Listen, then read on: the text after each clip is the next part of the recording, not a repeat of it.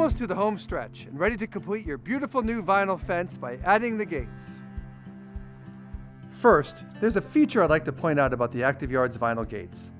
We engineer our gates with a design called Stay Square, which incorporates a reinforced pocket into the gate rails.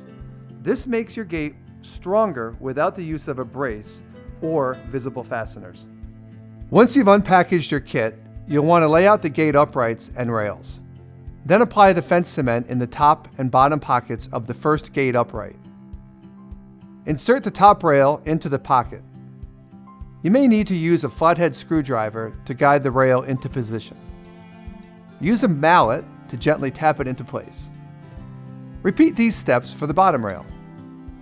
The fence cement dries quickly, so be sure to check the angles before moving on to the next step.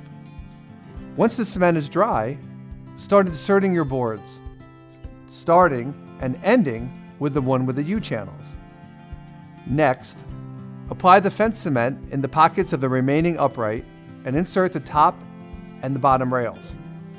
Gently tap it into place with your mallet and check the angles once again. Secure the gate uprights with the self-tapping screws that come with your kit. Use the centerline mark to help with the placement and make sure your screws go in straight. Finally, apply fence cement in the gate upright caps and install the top of each upright.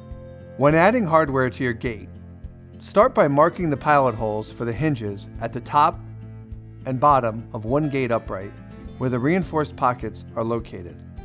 Use the self-tapping screws to attach the hinges to the gate upright. Use 2-inch blocks as the spacers to hold the gate in place when mounting your upright to the gate posts. Attach the hinges to the fence post using the screws provided. Adjust the hinges as needed to create an even space between the gate upright and the post. Remove the blocks and make sure you have enough spacing for the gate swing between the upright and the fence post. Attach the hinge covers and check the gate swing to make sure the covers are aligned properly. Next, mount the gate stop approximately 3 feet from the bottom of the gate.